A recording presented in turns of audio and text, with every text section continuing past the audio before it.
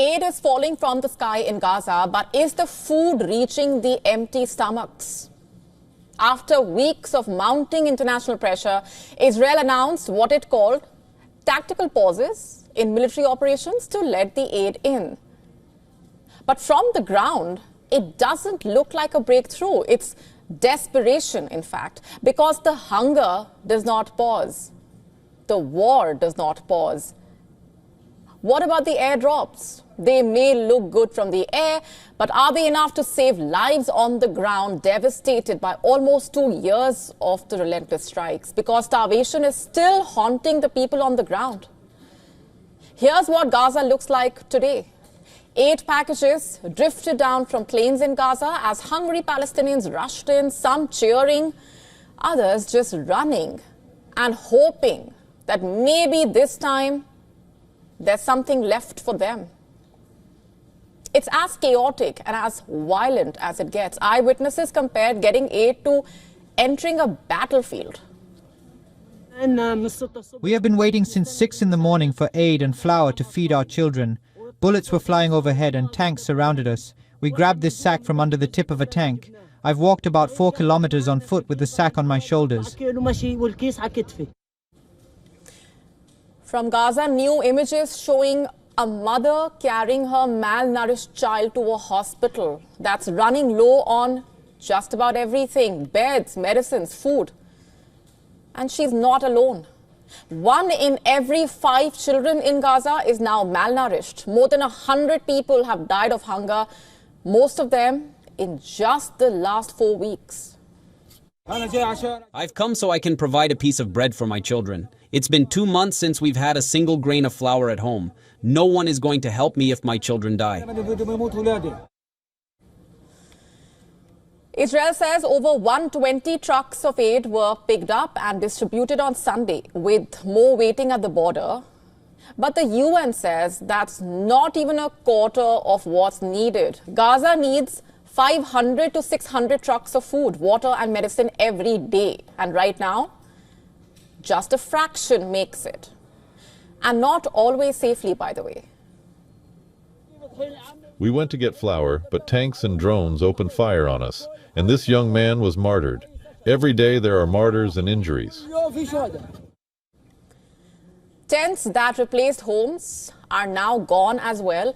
People who fled from bombs are being bombed again. This weekend, a pregnant woman was reportedly killed in an airstrike. Her baby was saved by emergency C-section in a field hospital. This is Gaza's new normal. We were sleeping in our tents, as you see. Here it is, a tent camp, and the house is in front of us. A missile or 2 missiles fell. The glare of the missile and stones came towards us, and our tents fell above our heads.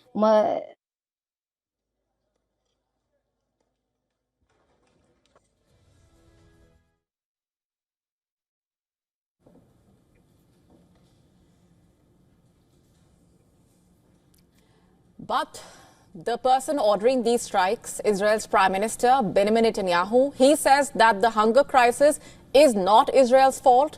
He says that the aid is there and it's not being picked up. Listen to this. Israel is presented as though we are applying a campaign of starvation in Gaza. What a bold-faced lie.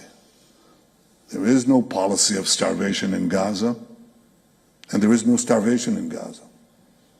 We enable humanitarian aid throughout the duration of the war to enter Gaza. Otherwise, there would be no Gazans. But UN agencies, including the World Food Programme and the WHO, strongly disagree. They say it's Israel's blockade, bombing, and the sidelining of experienced humanitarian groups that has made the distribution of aid impossible, according to them. Some aid sites have become so dangerous that people are shot at while trying to collect food. Others have reportedly aid looted by armed groups.